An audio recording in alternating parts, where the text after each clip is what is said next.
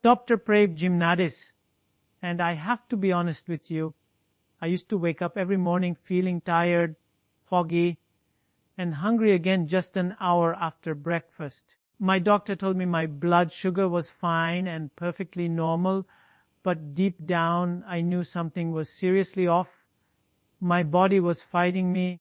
I was insulin resistant without realizing it. But once I discovered the truth, everything shifted. Today, sharing the 12 things I did to shut it down quickly. This isn't just another story about cutting sugar to lose weight.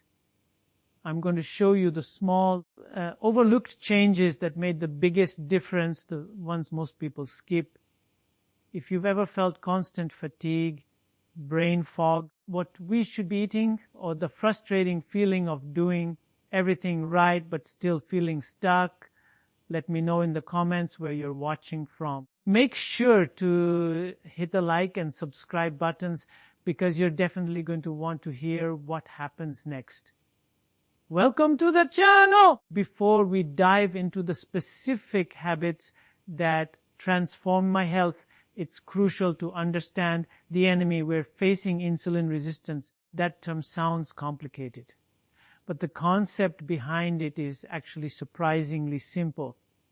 Once you grasp it, everything else starts to make sense. Imagine your body is a bustling city. The millions of cars on the road are sugar or glucose, which is the fuel that powers everything. Your cells in your muscles, brain, and organs are the buildings, houses, and factories that need this fuel to operate. But the fuel can't just get in on its own. It needs a key to unlock each building's door. That key is a hormone called insulin. Pancreas produces insulin every time you eat. Its job is to travel through your bloodstream, find a cell, unlock the door so that sugar can leave the blood and enter the cell where it's used for energy. When this system works well, it's a beautiful, efficient process.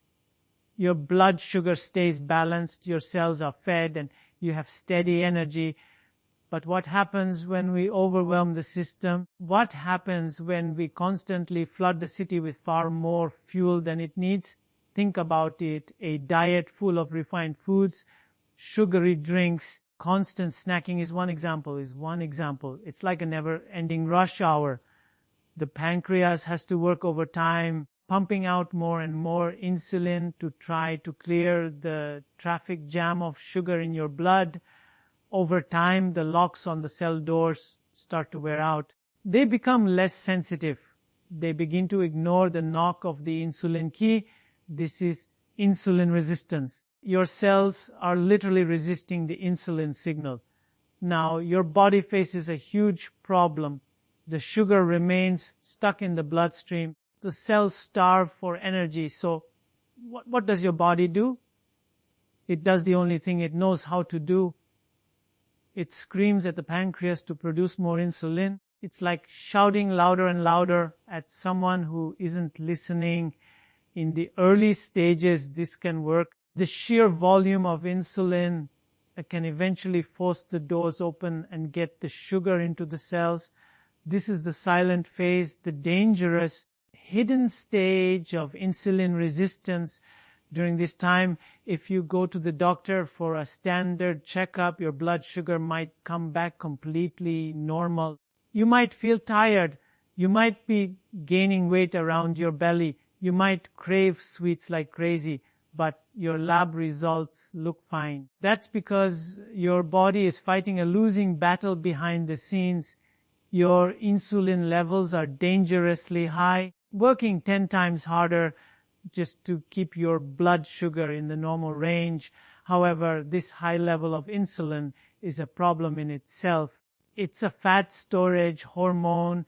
It tells your body to store excess energy as fat, particularly around the abdomen. It also blocks your body's ability to burn stored fat for fuel. Because your cells aren't getting energy efficiently, they send signals to your brain that you're still hungry. This creates a vicious cycle. You feel hungry, you eat more, your insulin spikes. You store more fat. you still feel tired and hungry. If this continues, eventually the pancreas can't keep up and the cells become almost completely deaf to insulin's call. That's when the sugar has nowhere to go. It starts to build up in the bloodstream and your blood sugar levels finally begin to rise. At this point, a doctor might diagnose you with prediabetes. If nothing changes, it can lead to full-blown type 2 diabetes. However, doctors from the renowned Cleveland Clinic explain this is not just a blood sugar problem. It is a warning sign for your whole body. High insulin affects almost every system. It can change how your body stores fat and how much energy you have from moment to moment. It can trigger chronic inflammation, which is the root cause of many diseases. It can also raise your blood pressure and cholesterol levels. Some people even experience brain fog or mood swings because their brain cells need insulin to properly use glucose. The Centers for Disease Control and Prevention, CDC, notes that this condition often develops slowly, sometimes over many years, without any obvious symptoms. This is why many people don't realize what's happening until their waistline expands or their lab results finally show a problem. The scary part is how quietly this chain reaction starts and how far it spreads. But here's the good news. It's the most important piece of information I can give you. Insulin resistance does not have to be permanent. It is not a life sentence. Your body is incredibly resilient. It is built to recover. Experts from the Cleveland Clinic and the CDC confirm that lifestyle changes can sometimes reverse insulin resistance in a matter of weeks. When you give your body the right signals, your cells can start to listen again. Step 2, cut processed carbs. Lower the demand for insulin by eating smarter, moving your body and allowing it to rest. The locks on the doors can be repaired. Your blood sugar will stabilize. Your hunger will normalize. Your energy will come roaring back. It's about providing your body with the conditions it needs to reset itself. Before I understood any of this science, my days followed a frustrating, exhausting pattern. I'd eat what I thought was a decent breakfast, maybe some cereal or a piece of toast.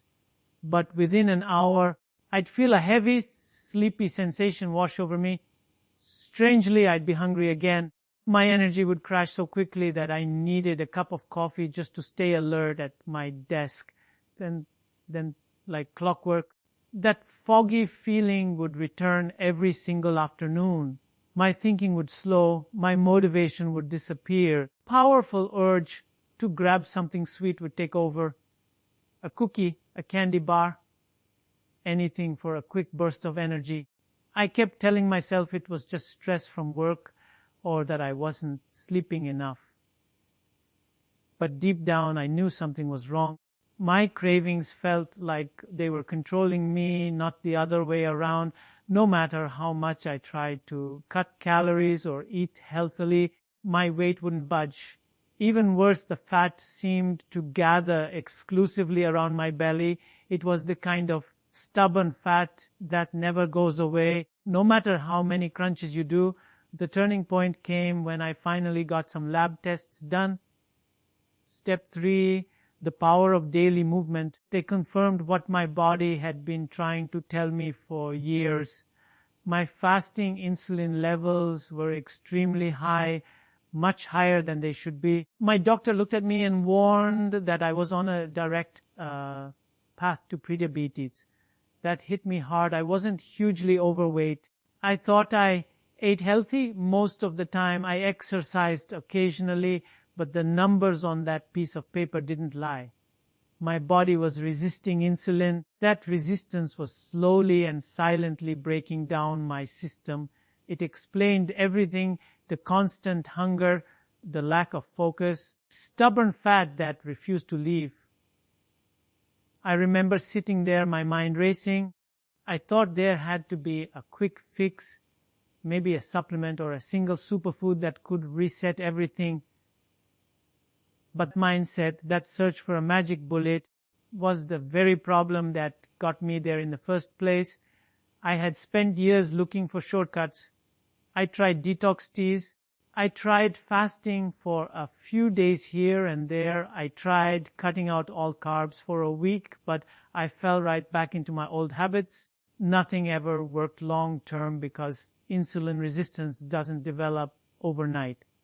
And it doesn't disappear overnight either. It builds up slowly over time from repeated stress on your body, from your food choices, lack of movement, sleep deprivation, and even mental strain. That realization changed everything for me. It was a profound shift in how I approached my health.